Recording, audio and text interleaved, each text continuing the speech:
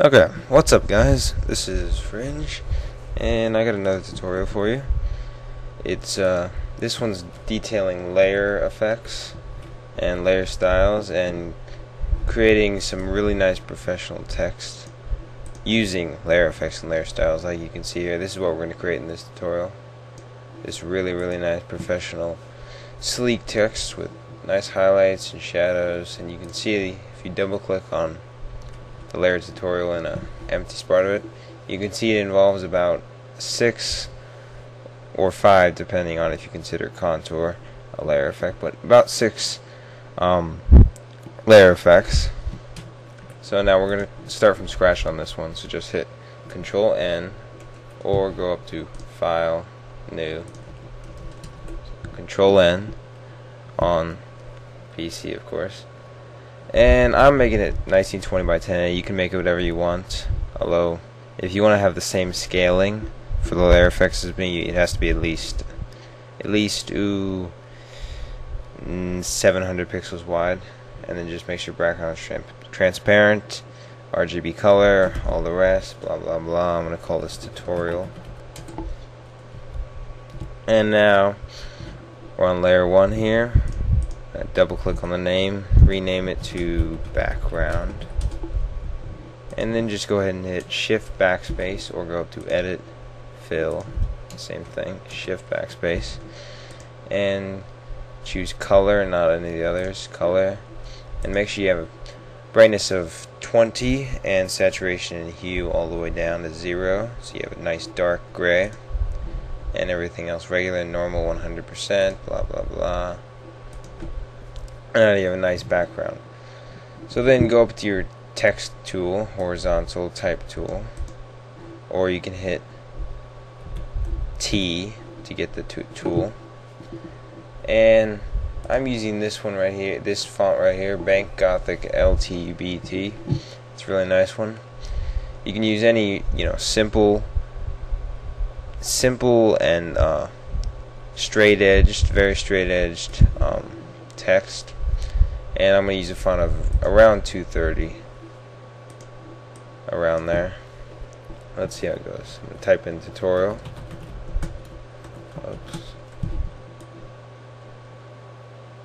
And seems pretty good right there. Just keep it black for now. Text black, text color. Align left is fine, it really doesn't matter. Strong anti-aliasing. And now you can just hit Control Enter to accept that, or Enter on the keypad, or just click off. And now to access your layer effects, you can go down to here to Effects and choose one. You can hit Control Shift O to bring up the blending options, which house the layer effects. You can go to Layer, or not Layer, Layer Style, Blending Options, or choose one. Or you can just double click right here, which is what I usually do. Just double click, and we're going to start with a nice drop shadow. Take the distance to 0, the opacity to 100, and the size to about 8. And keep multiplying black as the color. And then go over to gradient overlay, which makes fills the text with a gradient, or fills the layer with a gradient. Drop shadow just makes a nice shadow. Make sure your layer knocks out drop shadows on, or else if you took the fill opacity down, then you'd see the drop shadow. Of course you can't see anything because gradient overlay is on. And we're just going to have this, make sure the angle's 90, linear, take the size all the way up so there's not so much black at the bottom, and the rest just keep the same, black to white gradient. And now go over to color overlay, which fills the layer with a color, and you can set your blending options, all that, but we're just going to make it white, color white, and take the opacity down to 30%, so you just get a nice simple gradient. Oh yeah, and go over to the gradient and change this white slider to change the brightness to 70. That just makes a nice simple mid-gray to light gray gradient overall with these two combined. You could always not have the color overlay and just change the black in the gradient, but I just find it's easier to just use a color overlay. Then go to Bevel and Emboss, and Bevel and Emboss makes shadows and highlights around the edges of the layer or text.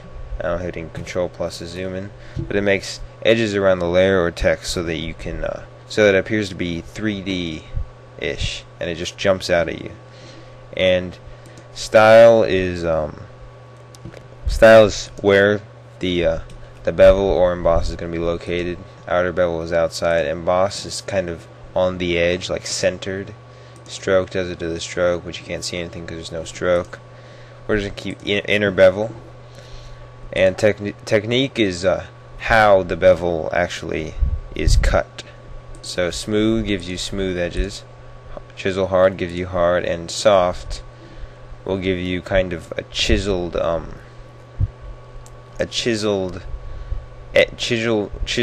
edges. If it's not round, then you won't see any difference between chisel hard and chisel soft. Just keep it at chisel hard so you get a nice chiseled look. And now the most important thing besides these other options is gloss contour. This defines how the shadows and highlights interact with each other. Just click this pop-up box and choose this one right here. It's a really nice one.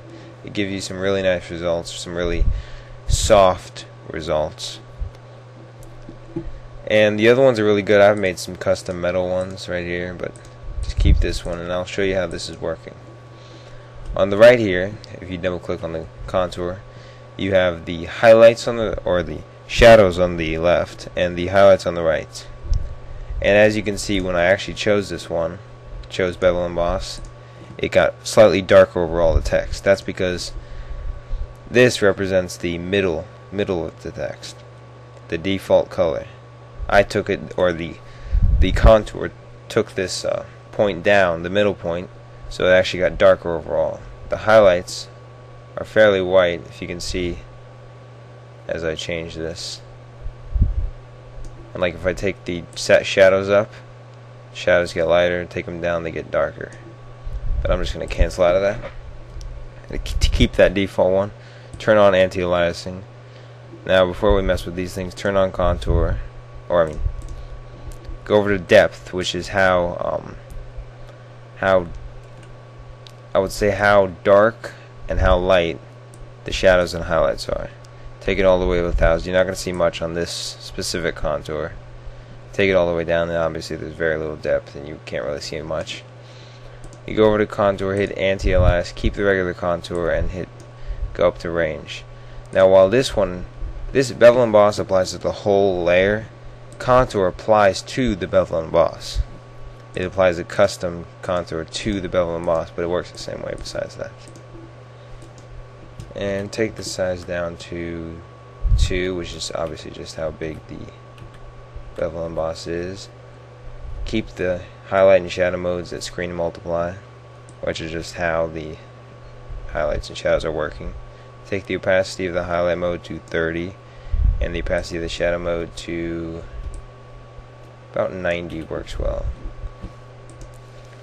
And now we're just going to give it a light inner glow just to make it punch a little bit, which inner glow just obviously makes, it's basically the same thing as inner shadow, except it's omnidirectional, which means that it comes out on every side equally. Like if you used inner shadow with 0 distance, it's the exact same thing pretty much. Just take the size up to around 13 and change the blend mode from screen to color dodge, which will have a more sculpted and brighter effect. And then take the opacity down to 15, so it's just a slight punch. And that is it right there. A very nice, simple, professional effect. As you can see, if we hit Control Tab to go back or go to the next window, which is back in this case, pretty much looks the exact same, and it looks a really nice professional look. You can add textures to this to make it look like a unique effect and other things. Actually, I'll just tell you about the other layer effects that you can apply. Inner shadow applies the same thing as an inner glow, which is just a light edge effect, edged color effect but you can also do omnidirectional, i.e. you can change the distance and make it come from one way or the other. You can change the angle. Global light determines the overall light, so if you move it around right now, if you had other stuff in the image, it would move their bevel and emboss too, or their inner shadow, or their drop shadow too. Let's just cancel out of that and go back in. Or you can hit Alt, which automatically changes the cancel button to reset. And direction in bevel and emboss determines where the shadows and where the highlights are. It just automatically reverses it. So if you wanted to say like a chisel look out of the background, then you might use this to come up with that kind of look.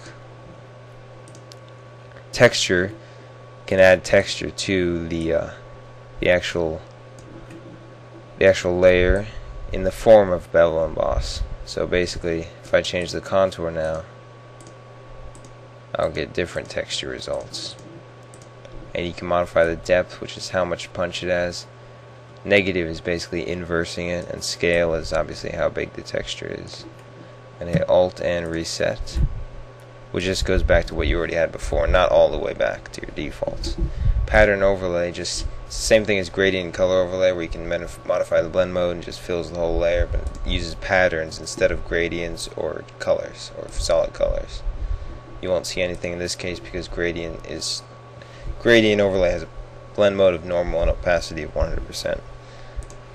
But if I lower that opacity, you can see that I'm applying a pattern. I can take the scale down. Well, let's go ahead and Alt reset that again. And stroke just applies a nice edged color depending on your size and of course your position. Inside you can just fill it basically. And opacity, you can also use color, you can use gradient as a stroke, you can use a pattern as a stroke, any of those.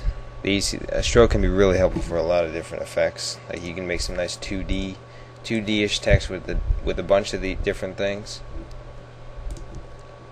And that's about it. Satin applies this sort of, it takes the text and it bends it and warps it to give it a nice shadow or glow depending on the blend mode and opacity and color. But it's not really an effect that you're going to use much because it's just, maybe you could generate some random shadow highlights by changing the contour and stuff of how it bends the layer and all that, but we don't really use satin too much. It's not very helpful. As I said, with these things you can create a bunch of different effects. You can see the layer styles that I've made here, which are just the combination of all the layer effects. I've made like a water one, which doesn't really appear like water with text, but Control Z that.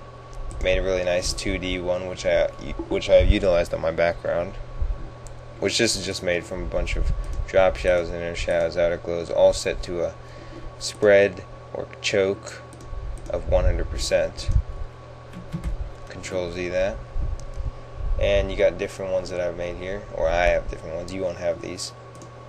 It's like a nice metal one, another nice metal one, all sorts of different ones.